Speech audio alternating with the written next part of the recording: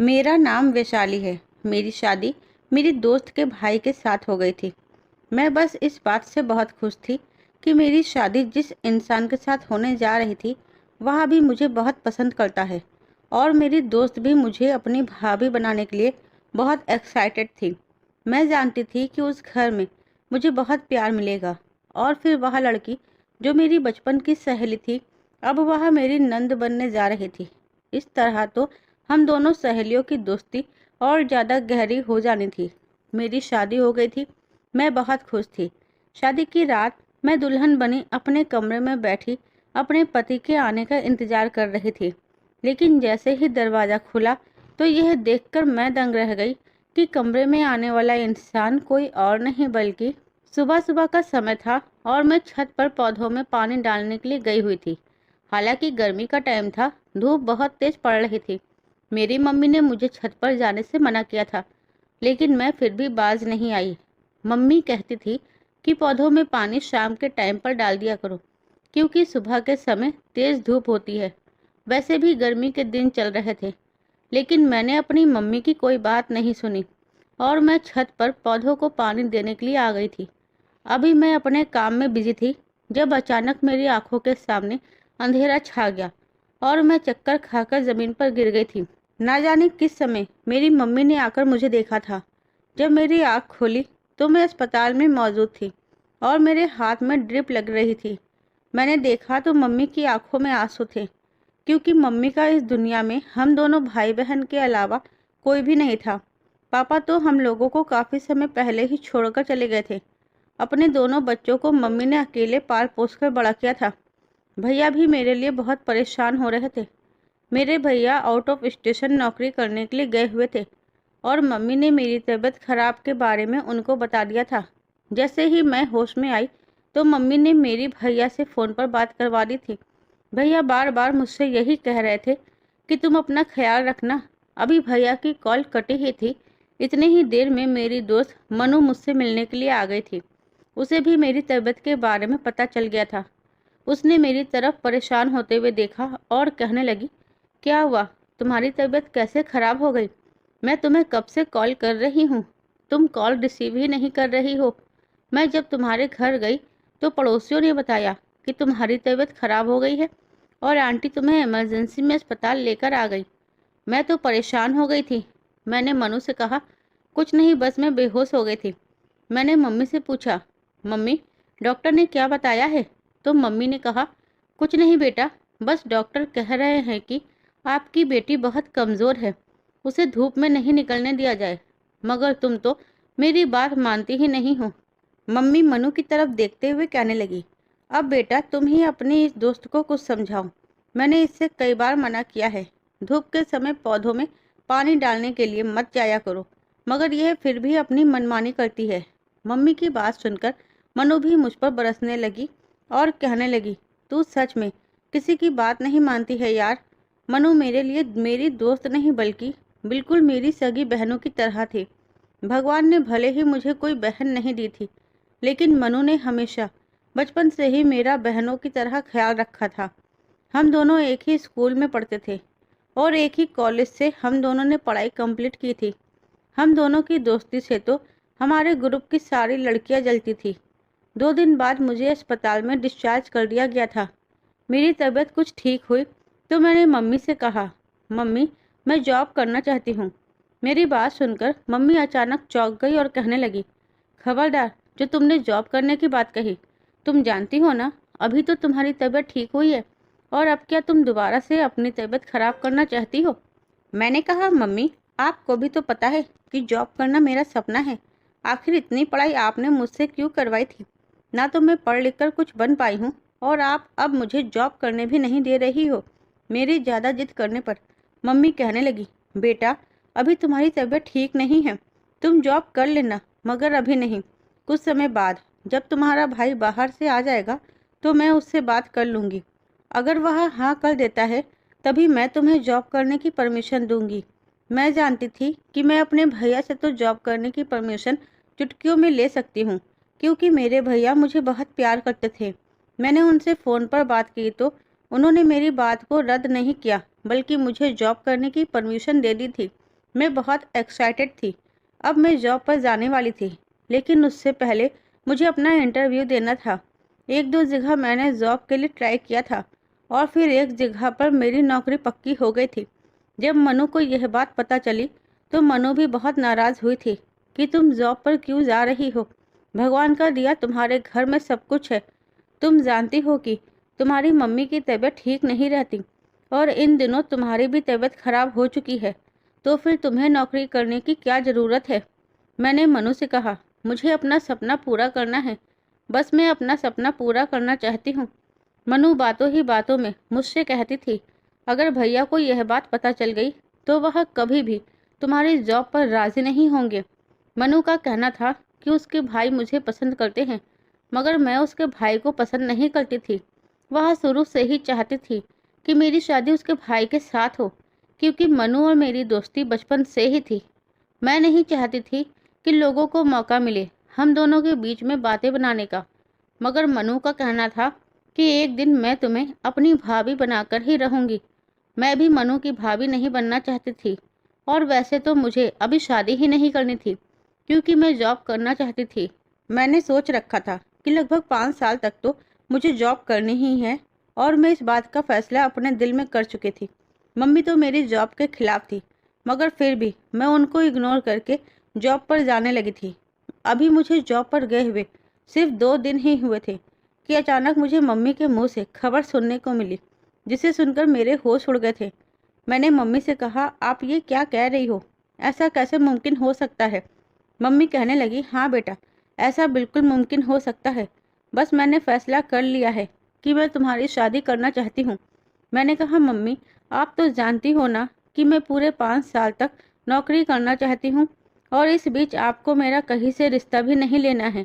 Mummy कहने लगी, लेकिन तुम्हें मेरी बात रखनी होगी, और यह लड़का तुम्हारे भाई को भी बहुत पसंद है। मम्मी के मुंह से अपनी शादी की बात सुनकर मेरी आंखों में आंसू आ गए थे। मेरा उदास चेहरा देखकर मम्मी कहने लगी, बेटा क्या तुम अपनी मम्मी की खुशी की खातिर ये शादी नहीं कर सकती? क्या तुम अपनी आंखों में इस जॉब के सजे हुए सपने को अपनी मम्मी के लिए तोड़ नहीं सकती? मैंने मम्मी से कहा, मम्मी लेकिन। मम्मी ने मुझे चुप रहने का इशारा दिया और कहने लगी, मुझ पर भरोसा रखो, मैंने तुम्हारे लिए जो लड़का तलाश किया है वह बहुत अच्छा, और तुम उसके घर में सारी जिंदगी बहुत खुश रहोगी। मैंने कहा, अच्छा तो आपने मेरा रिश्ता भी तय कर दिया, मुझसे बिना पूछे? मम्मी कहने लगी, अब इसमें तुमसे पूछने वाली क्या बात है। चलो मैं तुम्हें बता देती हूँ कि जिस लड़के से मैंने तुम्हारा रिश्ता तय किया है वह लड़का कोई और नहीं बल्कि मनु का भाई अंकित है। मम्मी की बात सुनकर तो जैसे मेरे पैरों तले से जमीन निकल गई थी। मैं समझ गई थी कि इस रिश्ते में जरूर मनु का हाथ होगा। मैंने मम्मी से कहा, मैं इस मनु की बच्ची को छोड़ूंगी नहीं। वह बातों ही बातों में मुझसे कहती है ना कि तुम्हारी शादी अपने भाई के साथ करवाऊंगी, इसलिए उसने अपने भाई के रिश्ते की बात आपके दिमाग में डाल दी होगी। मम्मी कहने लगी, नहीं नहीं बेटा, उसकी मम्मी खुद हमारे घर चलकर तुम्हारा हाथ अपने बेटे के लिए मांगने आई थी, तो मैंने भी मना नहीं किया, और मैं खुशी खुशी इस रिश्ते के लिए राजी हो गई। दरअसल अंकित तुम्हें पसंद करता है। उसने अपनी मम्मी से बोल दिया है कि वह अगर शादी करेगा तो सिर्फ तुमसे ही करेगा, वरना कहीं नहीं करेगा। मम्मी की बात सुनकर मैं अचानक चौंक गई थी। क्या सच में मनु का भाई मुझसे इतना प्यार करता था? फिलहाल अब जो भी था जैसा भी था, दोनों परिवारों की मर्जी की खातिर मैंने अपने सपने को तोड़ दिया था, और फिर शादी करने के लिए मैं तैयार हो गई थी। मेरी शादी पर कोई खुश हो या ना हो, मगर मेरी दोस्त मनु बहुत ज़्यादा खुश थी। इतनी खुश थी कि बार बार मुझे खुशी से गले लगा रही थी और कह रही थी कि मेरी सालों की तमन्ना पूरी हो गई है। मैं तुम्हें अपनी भाभी के रूप में देखना चाहती थी। आखिर अंकित भैया मेरे इकलौते भाई हैं। मेरे भैया भी मेरी शादी में शामिल होने के लिए आ गए थे। मनु की फैमिली में 4 मेंबर थे। वहाँ भी 2 भाई बहन और मम्मी पापा थे। हाँ, बस फ़र्क इतना था कि मेरे पापा इस दुनिया में नहीं थे। मनु के मम्मी पापा भी इस शादी से बहुत खुश हैं। उन लोगों ने मेरे अच्छे तरीके से स्वागत किया था। मेरी मम्मी को पूरा भरोसा था कि इस घर में उनकी बेटी बहुत खुश रहेगी, इसीलिए वह आसानी से इस रिश्ते के लिए मान गई थी। और वैसे भी मनु के घर वाले बहुत अच्छे लोग थे और खाते पीते लोग थे। उनके घर में किसी चीज़ की कोई कमी नहीं थी। मैं और अंकित शादी के बंधन में बंध गए थे। पहले मैंने कभी अंकित से ढंग से बात तक नहीं की थी, मगर अब वह मेरा पति बन गया था। मैं उसे पाकर बहुत खुश हो रही थी। वह एक अच्छा इंसान था। मनु ने मुझे अच्छे से तैयार करके कमरे में बैठा दिया था। मुझे अंकित से बात करने की बहुत जल्दी हो रही थी, क्योंकि रिश्ता लगने के बाद भी हम दोनों, शादी से पहले भी हम दोनों एक दूसरे के सामने अनजान बनकर आते थे। अब मैं उसकी पत्नी बन चुकी थी, इसीलिए मैं उससे बात करने के लिए बहुत ज़्यादा एक्साइटेड हो रही थी। मुझे अपनी मम्मी से अलग होने का बहुत अफसोस था, क्योंकि अब घर में सिर्फ मेरी मम्मी रह गई थी। मेरी मम्मी भी ज़्यादातर बीमार रहती थी, जबकि भैया भी शादी के कुछ दिनों बाद ही अपनी जॉब पर चले जाने वाले थे। लेकिन फिर मैंने सोचा कि मेरे ससुराल वाले बहुत अच्छे हैं, मुझे कभी भी मेरे मायके जाने से रोक टोक नहीं करेंगे। पहले भी मैं मनु के घर पर बहुत आती थी, और अब मैं इस तरह से अपने मायके जाया करूंगी। मैं बहुत खुश हो रही थी। मेरी आंखों में अंकित के लिए ढेर सारे सपने थे, और मन ही मन सोच रही थी कि अब हम दोनों पति पत्नी बन चुके हैं। अब तो हम दोनों के बीच की बात ही कुछ और होगी। मैं दुल्हन बनी हुई अपने पति के कमरे में आने का इंतजार कर रही थी। जैसे ही कमरे का दरवाज़ा खुला तो मेरा दिल धड़कने लगा, और मेरी नज़र फौरन ही कमरे के दरवाजे की तरफ गई। यह देखकर मैं दंग रह गई थी। दरवाजे से मेरा पति नहीं बल्कि मेरी दोस्त मनु अंदर आ रही है। मुझे लगा मनु को शायद कुछ काम होगा। वह मेरे पास आकर बैठ गई और मुझसे बातें करने लगी। मैं मनु से बातें तो कर रही थी, मगर मेरा ध्यान बार बार अपने पति की तरफ जा रहा था कि ना जाने कब मनु उठकर यहाँ से जाएगी और उसका भाई कमरे के अंदर आएगा। मगर मनु तो मेरे कमरे में जमकर ही बैठ गई थी। उसको मेरे कमरे में बैठे हुए लगभग 2 घंटे हो गए थे, मगर वह मेरे कमरे से निकलने का नाम ही नहीं ले रही थी, और ना ही उसका भाई कमरे के अंदर आया था। थोड़ी देर गुजरी तो मैंने मजाक में मनु से कह दिया था कि क्या मैं अपनी शादी की पहली रात तुम्हारे साथ गुजारूं? अब जाओ भी यहाँ से और अपने भाई को अंदर भेजो। मेरी बात सुनकर मनु हंसने लगी थी। इतने ही देर में कमरे के अंदर उसका भाई आ गया, और अब मैंने कहा, चलो अब यहाँ से उठो, अब मुझे तुम्हारे भाई के साथ बातें करनी है। मनु कमरे से बाहर चली गई थी और उसका भाई मेरे पास बैठ गया था। अंकित जब मेरे पास में बैठा तो मेरा दिल धड़कने लगा था। मेरी धड़कनें बहुत तेज़ हो गई थी। ऐसा मेरे साथ पहली बार हो रहा था। उसने मेरे करीब बैठकर मेरे हाथ को अपने हाथों में थाम लिया और मुझे मुंह दिखाई का गिफ्ट देने लगा और मेरी खूबसूरती की तारीफ करने लगा। वह कह रहा था कि मैं तो तुम्हें पहले से ही पसंद करता था, मगर मम्मी मेरी शादी अपनी पसंद की लड़की से करवाना चाहती थी। तुम्हें पता है, हम दोनों को मिलवाने में मेरी लाडली बहन मनु का हाथ है। वह कहने लगा, तुम जानती हो ना कि मनु मेरी कितनी लाडली बहन है। बचपन से लेकर आज तक हमने उसकी हर ख्वाहिश को पूरा किया है, और अब तो उसकी बेस्ट फ्रेंड ही उसकी भाभी बन गई है। मुझे तुमसे पूरी उम्मीद है कि तुम हमारे घर में सबका दिल जीत लोगी और सब लोगों का बहुत ख्याल रखोगी। मैंने अंकित को भरोसा दिलाया कि ऐसा ही होगा।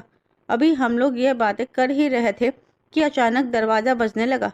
मेरे पति कहने लगे, मैं देख कर आता हूँ दरवाजे पर कौन है। उन्होंने जैसे ही दरवाज़ा खोला तो मैंने देखा कि फिर से मनु आ गई थी, और अब की बार फिर से वह मेरे बिस्तर पर आकर बैठ गई थी और अपने भाई से कहने लगी, भैया प्लीज़ आप मेरे कमरे में सो जाओ, मुझे आज अपनी दोस्त से ढेर सारी बातें करनी है।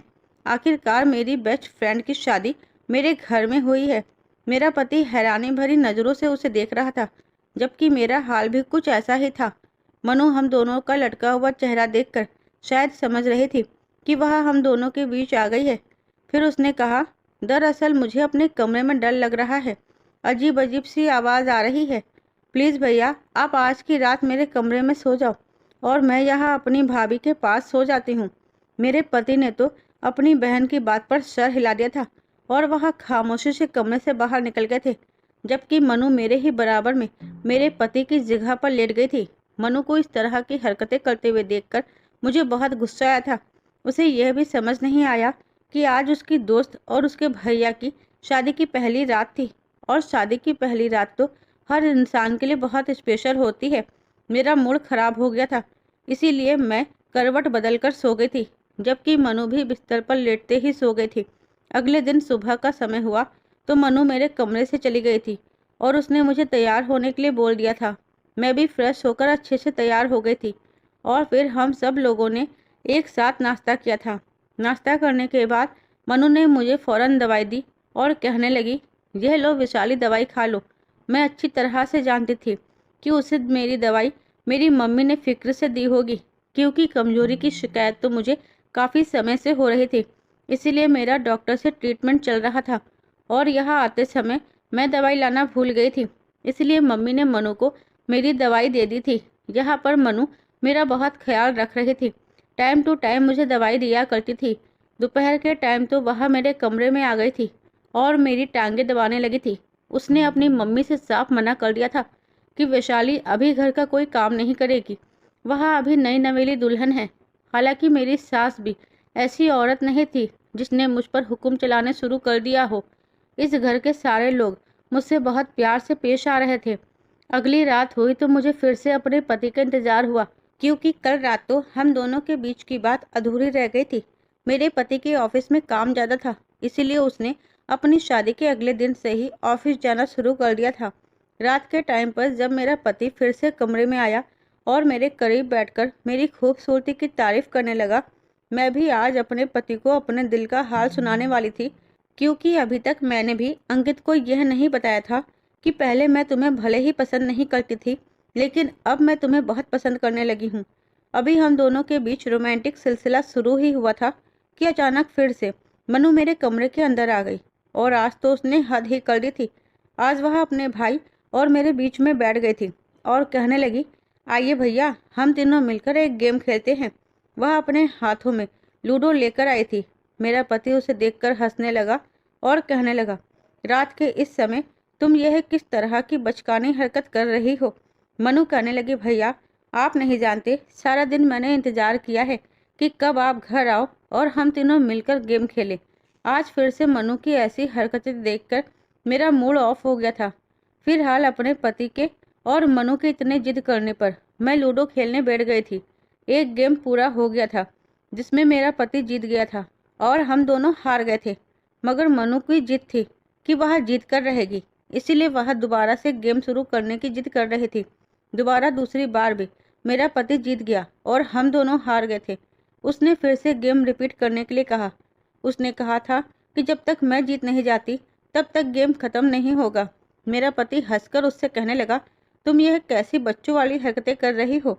मनु अपने भाई की तरफ देखकर मुस्कुराते हुए कहने लगी, भैया मैं तो आपके लिए हमेशा बच्ची ही रहूंगी, इसीलिए हरकतें भी बच्चों वाली ही करूंगी ना। आपको नहीं पता कि मैं कितने सालों से यह सपना देख रही थी कि आप दोनों एक हो जाओ और मैं आपके साथ इस तरह के हसीन पल गुजारा करूं।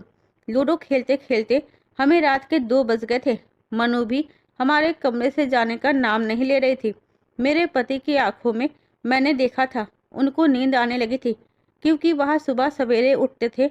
उन्होंने मनु से कहा, अब लूडो रख दो, हम कल खेलते हैं, क्योंकि मुझे नींद आ रही है और तुम्हारी भाभी को भी नींद आ रही होगी। मनु कहने लगी, हाँ भैया, लेकिन आप आज भी मेरे कमरे में जाकर सो जाओ, क्योंकि मुझे आज भी डर लग रहा था। ना जाने क्यों रात के 8 बजते ही मुझे डर लगना शुरू हो जाता है। प्लीज़ भैया, सिर्फ आज रात। और अपनी बहन की बात मानते हुए मेरा पति आज फिर से कमरे से बाहर निकल गया था और मनु मेरे पति की जगह पर लेटकर सो गई थी। मेरे समझ नहीं आ रहा था कि मनु यह सब कुछ जानबूझकर कर रही है या फिर वह सच में बचकानी हरकत कर रही है।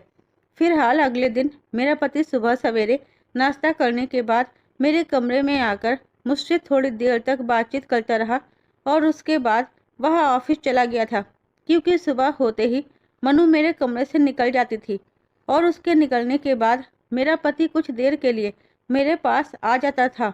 आज मेरे पति ने कहा था कि शाम को तुम तैयार रहना, हम दोनों पति पत्नी कहीं बाहर घूमने के लिए चलेंगे। मैं भी अपने पति की बात सुनकर बहुत खुश हो गई थी और फिर इस तरह शाम को जब मेरे पति जल्दी ऑफिस से घर आ गए तो हम दोनों पति पत्नी घूमने के लिए चले गए थे। रात के लगभग 11 बजे हम लोग घर पर आए थे। खाना तो हम लोग खाकर ही आए थे, बस हैवी कपड़े पहनने की वजह से मैं बहुत थक चुकी थी, इसीलिए मैं कपड़े बदलकर अभी बाथरूम से बाहर आई ही थी। यह देखकर मैं दंग रह गई कि मनु फिर से मेरे कमरे में थी और अपने भाई के साथ लूडो खेल रही थी। मनु कहने लगी, वैशाली जल्दी से आ जाओ, ये गेम पूरा होने वाला है, उसके बाद दोबारा से गेम स्टार्ट करते हैं। मनु की बात से आज मुझे उस पर बहुत गुस्सा आ रहा था। क्या उसका आज भी इरादा था कि वह मेरे कमरे में रुकना चाहती थी? और फिर ऐसा ही हुआ था। उसने फिर से अपने भाई से वही बात दोहराई थी और वह आज फिर से मेरे कमरे में सो गई थी। ना जाने मनु को क्या हो गया था। वह तो हर बात को अच्छी तरह से जानती थी, तो फिर वह मुझे मेरे पति के साथ वक्त गुजारने का मौका क्यों नहीं दे रही थी? फिर मैंने दिमाग लगाया कि अगर मनु हम दोनों पति पत्नी को वक्त गुजारने का मौका नहीं देना चाहती, तो फिर वह आज हम दोनों के साथ घर से बाहर भी तो जा सकती थी। मैं चाह कर भी उससे नाराजगी जाहिर नहीं कर सकती थी, क्योंकि वह मेरी दोस्त थी और फिर वह अपने भाई के पीछे मेरा बहुत ख्याल रखती थी। इसी तरह से कई दिन गुजर गए थे और अभी तक मेरी अपने पति के साथ अकेले में कोई मुलाकात नहीं हुई थी और ना ही हम दोनों ने अपनी जिंदगी की नई शुरुआत की थी। मेरी शादी को 15 दिन गुजर गए थे और इन 15 दिनों तक मनु मेरे साथ ही सो रही थी। 2 दिन के लिए मैं अपने मायके मम्मी के घर चली गई, तो वहां जाने के बाद मैंने मम्मी को भी सब कुछ बताया। मेरी बात सुनकर मम्मी कहने लगी, बेटा मनु की बात का बुरा मत मानना। मनु अगर तुम्हारे इस कमरे में सो रही है तो इसमें बुरी बात क्या है? लेकिन मेरी मम्मी भी बात को समझने की कोशिश नहीं कर रही थी और डिटेल से मैं उनको कुछ बता नहीं सकती थी। मम्मी ने भी मनु की साइड ली थी और मुझसे कहा था कि दवाई टाइम पर लेते रहना। डॉक्टर ने कहा है कि तुम्हारा इलाज 2.5 साल तक चलना है। तुम जानती हो ना कि तुम्हारा इलाज चलते हुए 2 साल गुजर गए हैं, जबकि 6 महीने अभी बाकी रह गए हैं। तुम्हें अपनी सेहत का बहुत ख्याल रखना होगा। ससुराल में रहते हुए मुझसे ज़्यादा ख्याल तो मेरा मनु रख रही थी। उसने मुझे अभी तक घर का कोई काम नहीं करने दिया था। हालांकि उसकी मम्मी कहती थी, वैशाली भले ही तुम्हारी दोस्त है, मगर अब वह इस घर की बहू बन चुकी है। आखिर बहू कब तक घर के काम नहीं संभालेगी? क्या तुम उसकी सेवा करने के लिए उसे इस घर में बहू बनाकर लाई हो? बस बहुत हो गया, अब उसे कमरे से निकलकर घर गृहस्थी संभालनी ही होगी। मैंने कई बार सुना था कि मनु मेरी वजह से अपनी मम्मी से बहस कर लिया करती थी और उनसे यही कहती थी कि वैशाली घर का कोई काम नहीं करेगी। अगर वह इस घर की बहू बन गई है तो इसका मतलब ये नहीं कि उसे इस घर की बहू ही समझा जाए, जबकि वह अपने पापा से भी अपनी मम्मी की शिकायत कर दिया करती थी। अंकल भी मनु की मम्मी को डांट देते थे और कहते थे कि बहू और बेटी में कभी फर्क मत करना। मेरे लिए मेरी बहू मेरी बेटी समान है। अपने पति की डांट पर मनु की मम्मी खामोश हो जाती थी, मगर न जाने क्यों मनु को मेरी इतनी फिक्र लगी रहती थी। बार बार वह मेरे कमरे में आकर मुझे कुछ न कुछ खाने पीने का सामान दे जाती थी, मेरी टांगें दबाती थी, कभी मेरा सिर दबाने को कहती थी। मैं उससे मना भी किया करती थी, लेकिन वह जबरदस्ती मेरे सारे काम करती थी और मुझे समय पर दवाइयाँ भी खिला दिया करती थी। अगर उसके अंदर कोई कमी थी तो वह सिर्फ यही थी कि वह मुझे और मेरे पति को अकेले में टाइम स्पेंड करने नहीं देती थी। मैं जानती थी कि वह बच्ची नहीं है। वह सब कुछ जानते हुए भी हम दोनों पति पत्नी के बीच न जाने क्यों आ जाती थी। लगभग 2 महीने इसी तरह से गुजर गए थे। अब तो मैं अपने पति से भी मनु की शिकायत करने लगी थी। मैंने उनसे एक दिन तो कह दिया था कि मनु की मुझे यह हरकत बिल्कुल भी अच्छी नहीं लगती। वह हर रोज़ रात के समय हम दोनों के बीच आकर बैठ जाती है और मुझे तो ऐसा लगता है कि आप मेरे पति नहीं बल्कि वो मेरे पति है। क्या यही सब करने के लिए मनु मुझे इस घर में लेकर आई है? आप मनु से कुछ कहते क्यों नहीं? आप उसको डांट लगाइए कि वह हम दोनों की पर्सनल ज़िंदगी में दखल अंदाजी ना करे। इस पर तो उल्टा मेरा पति मुझ पर ही गुस्सा करने लगा और कहने लगा, तुम किसको डांटने की बात कर रही हो? अपनी उस सहेली को जो इस घर में तुम्हें एक गिलास तक उठाने नहीं देती। मेरी बहन तुम्हारा कितना ख्याल रखती है और तुम चाहती हो कि मैं उस पर गुस्सा करूं? आखिर इसमें हर्ज ही क्या है कि वह तुम्हारे साथ सो जाती है और मुझे कमरे से निकाल देती है। मुझे तो अपनी बहन की इस बात में कोई दिक्कत नज़र नहीं आती। आखिर वह कुछ दिन की मेहमान है। हम लोग उसके लिए रिश्ता तलाश कर रहे हैं। जैसे ही उसका रिश्ता लग जाएगा वह शादी करके अपने ससुराल चली जाएगी। हम दोनों को एक कमरे में ही तो रहना है। इसमें कौन सी परेशानी वाली बात है? अपने पति की बात पर मैं हैरान हो रही थी कि उनको कोई परेशानी वाली बात नज़र ही नहीं आ रही थी, जबकि अब मुझे बहुत परेशानी होने लगी थी। मुझे मनु दिन ब दिन बुरी लगने लगी थी, क्योंकि अभी कुछ दिनों पहले हमारे घर पर मेरी ससुराल के ही कुछ रिश्तेदार आए थे और उन्होंने मेरी सास से कहा था कि अभी तक बहू को कोई गुड न्यूज़ नहीं है। जिस बात पर मेरी सास कहने लगी, अभी उसकी शादी को सिर्फ 2 महीने हुए हैं। उन्होंने उनकी बात को पलटते हुए कहा, तुम जानती हो कि अंकित की शादी से 2 दिन बाद हमारे मोहल्ले में रहने वाले एक लड़के की शादी हुई थी। उसकी पत्नी तो शादी के 1 महीने बाद ही प्रेग्नेंट हो गई थी। चलो कोई बात नहीं, हाँ मगर 2-3 महीने और रुक जाओ। अगर बहू प्रेग्नेंट ना हो तो फौरन डॉक्टर से ट्रीटमेंट करवा लेना, क्योंकि आजकल की लड़कियां देर से ही प्रेग्नेंट हो रही है और अगर समय पर इलाज ना करवाया जाए तो लड़कियों के अंदर बहुत सारी परेशानियां आ रही है, जिसकी वजह से वह सारी जिंदगी मां नहीं बन पाती। अब मैं किसी को क्या बताती कि अभी तक मेरे पति और मेरे बीच कुछ भी नहीं हुआ था। अभी तक तो हम दोनों ने खुलकर एक दूसरे से कोई बात भी नहीं की थी, क्योंकि हम दोनों की बातचीत के दौरान ही मेरी नंद मनु आकर बैठ जाती थी।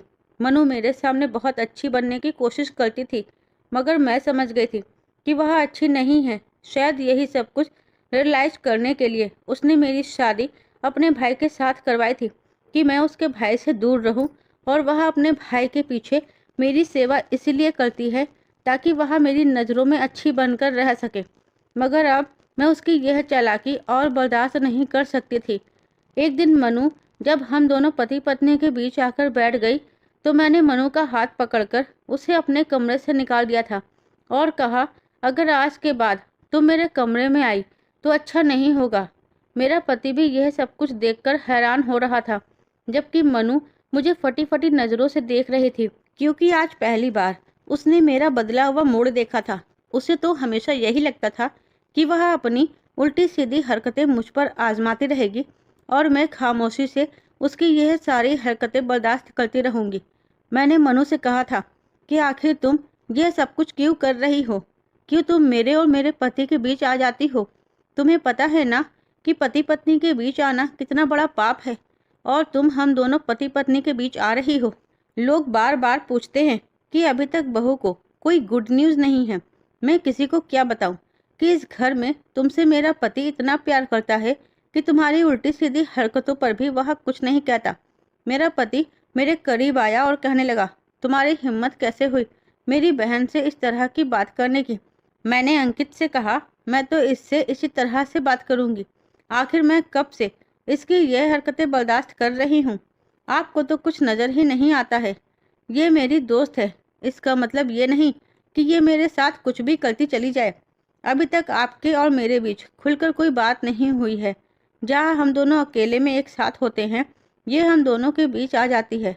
आखिर इसको क्या हक है कि यह हम दोनों पति पत्नी के बीच आ जाए? मैं चिल्लाते हुए मनु की तरफ देखकर ये सब कुछ कह रही थी, जबकि मनु झुकी हुई नज़रों से अपनी आंखों में आंसू लिए खड़ी हुई थी। मेरी बात सुनकर मेरे पति ने चिल्लाते हुए कहा, खामोश हो जाओ। ये कहते हुए उन्होंने मुझ पर हाथ उठाया था कि अचानक मनु ने अपने भैया का हाथ पकड़ लिया और कहने लगी, भैया आप ये क्या कर रहे हो? मैंने अपने पति से कहा, तुम अपनी बहन के लिए मुझ पर हाथ उठा रहे हो? अंकित कहने लगा, मनु मेरी लाडली बहन है, मैं इससे बहुत प्यार करता हूँ और मैं तुम्हें कई बार समझा चुका हूँ कि वह हम दोनों के बीच नहीं बल्कि वह हम दोनों से बहुत प्यार करती है। मैं अपनी बहन के खिलाफ तुम्हारे मुंह से एक शब्द भी गलत नहीं सुन सकता। मैंने अंकित से कहा, अच्छा तो ठीक है, ये हम दोनों को एक साथ नहीं देख सकती। आज मैं इसकी ख्वाहिश पूरी कर देती हूँ। मैं ये घर छोड़कर जा रही हूँ।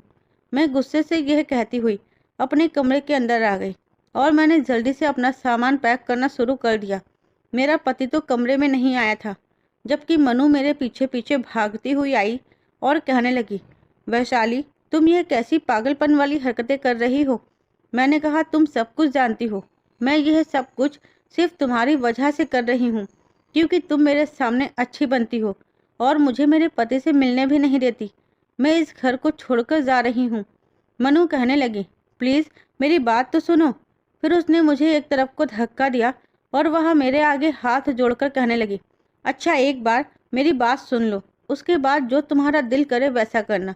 मैंने उसकी तरफ आशा भरी नज़रों से देखा। फिर उसने मुझे बताना शुरू किया। उसने कहा, दरअसल मैं तुम्हारा कभी गलत नहीं सोच सकती।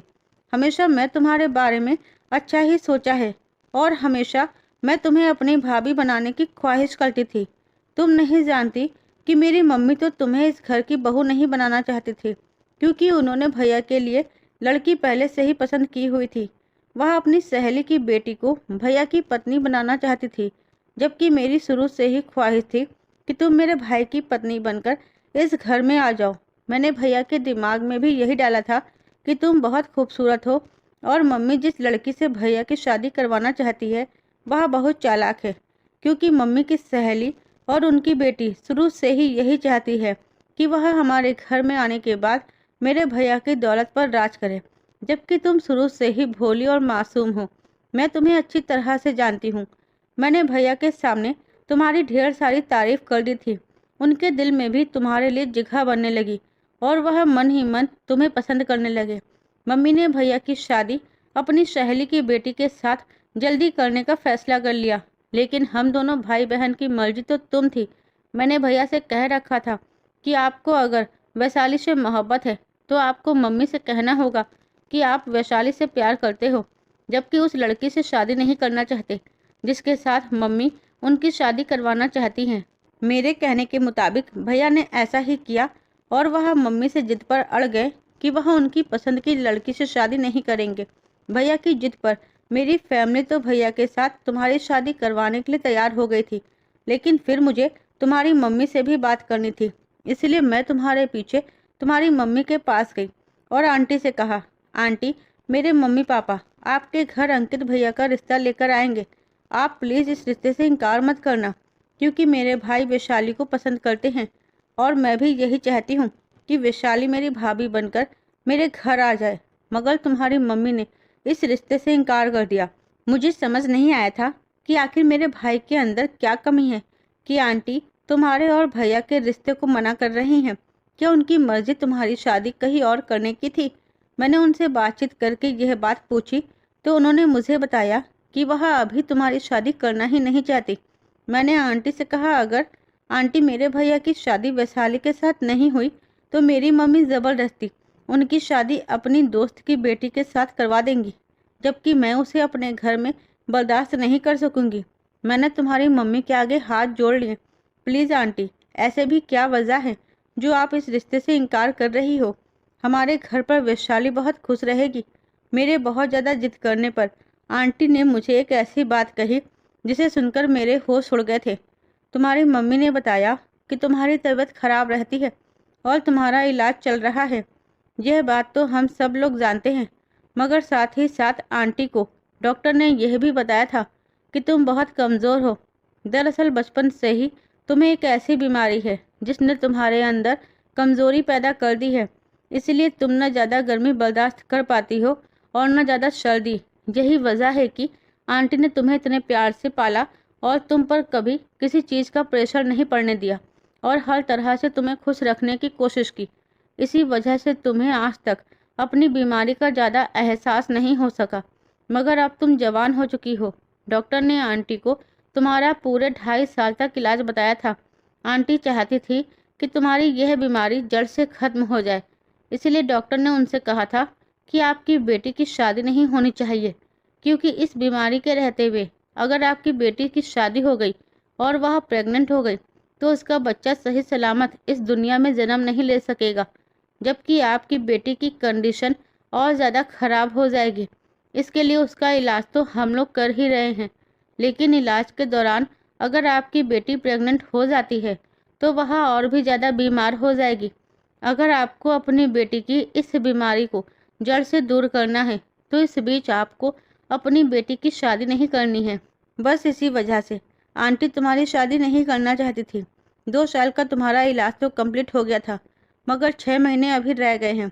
आंटी ने कहा था कि अभी 6 महीने तक मैं अपनी बेटी की शादी नहीं करना चाहती, बल्कि मैं तो थोड़ा और ज़्यादा समय लगाना चाहती हूँ, क्योंकि अभी मेरी बेटी की भी उम्र ज़्यादा नहीं है और मैं चाहती हूँ कि मेरी बेटी शादी करने के लिए पूरी तरह से ठीक हो जाए, जिसकी वजह से उसकी आने वाली ज़िंदगी में कोई दिक्कत नहीं आए। इलाज तो जैसे तैसे आंटी तुम्हारा करवा ही रही हैं, बस वह ऐसी बातों से डर रही थी कि अगर उन्होंने मेरी बात मान लिया, तुम्हारी शादी मेरे भैया के साथ करवा दी, तो कहीं तुम प्रेग्नेंट हो जाओगी और फिर ना तो तुम्हारा बच्चा सेहतमंद होगा और तुम भी पहले से ज़्यादा कमज़ोर हो जाओगी।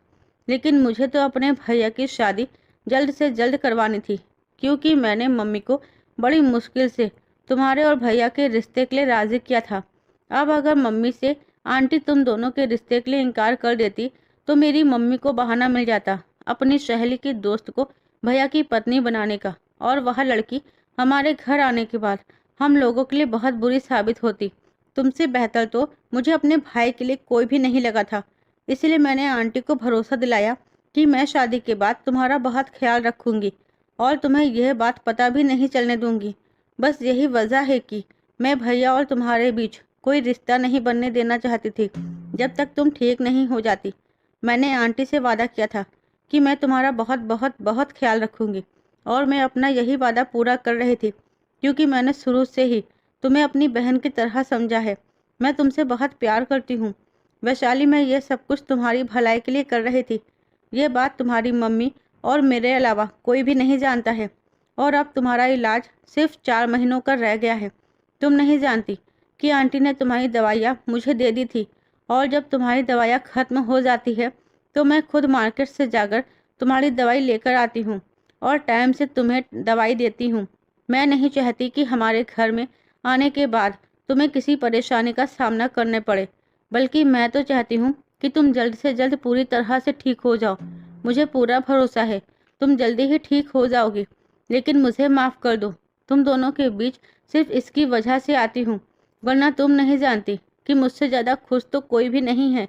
तुम दोनों को एक साथ देखकर मैं तो अपने आप को बहुत लकी समझती हूँ, जिसकी भाभी उसकी बेस्ट फ्रेंड बनी है।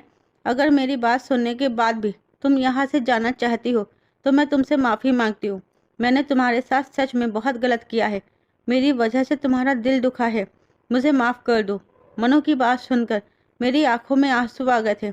मैंने उसके हाथ पकड़ लिए और कहा, मनु तुम मुझे माफ़ कर दो। मैं तुम्हें गलत समझ रही थी। तुमने शुरू से ही मेरा बहुत ख्याल रखा, यह तो मैं जानती थी, लेकिन मुझे यह नहीं पता था कि तुम मेरा इतना ज़्यादा ख्याल रख सकती हो कि मुझे ठीक करने के लिए तुमने कितने जतन किए और मेरी नज़रों में गलत तक बन गई।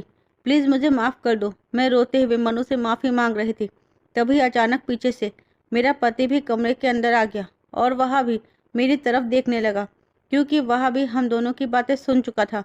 मैंने हाथ जोड़कर अपने पति से भी माफ़ी मांगी तो मेरा पति कहने लगा, कोई बात नहीं, हम सब लोग गलतफहमी का शिकार हो गए थे, मगर अब ऐसा नहीं होगा। मैं तुम्हारा बहुत ख्याल रखूंगा। उन्होंने मनु से कहा, अब तुम्हें अपनी भाभी का ख्याल रखने की ज़रूरत नहीं है। अब मैं तुम्हारी भाभी का ख्याल रखूंगा और तुम देखना वैशाली जल्द ही ठीक हो जाएगी। यह राज सिर्फ हम तीनों के बीच ही रहा था। इस बारे में मेरे सास ससुर को कुछ पता नहीं था। मेरे पति और मनु ने मेरा बहुत ख्याल रखा था, और इस तरह वक्त गुजरने के साथ साथ जब मेरी रिपोर्ट आई तो मेरी रिपोर्ट में काफ़ी हद तक सुधार आया था, और इस तरह से अपने पति के साथ अकेले में समय भी गुजार पाई थी। मगर डॉक्टर ने अभी भी मुझे अपने पति से दूर रहने के लिए कहा था। मैं बहुत खुश थी कि मुझे इतना प्यार करने वाला पति और इतना ख्याल रखने वाली नंद मिले थे। 1 साल और इसी तरह से गुजर गया। लोगों की बातों को मैंने इग्नोर करना शुरू कर दिया, क्योंकि मेरे साथ इतना प्यार करने वाला पति जो था, और भगवान की कृपा से मैं बिल्कुल ठीक हो गई। और फिर हम दोनों पति पत्नी ने अपनी ज़िंदगी की नई शुरुआत की। इसी बीच मनु की भी शादी हो गई थी। कहते हैं ना कि हमेशा अच्छे लोगों के साथ अच्छा ही होता है। मनु बहुत अच्छी थी, इसलिए उसको एक ऐसी ससुराल मिली जहाँ पर उसे बहुत लाड प्यार से रखा गया था। मनु जैसी दोस्त तो नसीब वालों को मिलती हैं। मैं आप लोगों से पूछना चाहती हूँ कि आपको भी ऐसी दोस्त मिली है जिसने आपका कभी इतना ख्याल रखा है? मुझे कमेंट बॉक्स में ज़रूर बताइएगा। दोस्तों, उम्मीद करती हूँ आपको मेरी कहानी पसंद आई होगी। कहानी पसंद आई है तो कहानी को लाइक शेयर करना मत भूलिएगा। चैनल पर नए हैं तो चैनल को सब्सक्राइब जरूर कीजिएगा। साथ ही बेल आइकन को प्रेस कीजिए, जिससे वीडियो की अगली अपडेट सबसे पहले आपको मिले।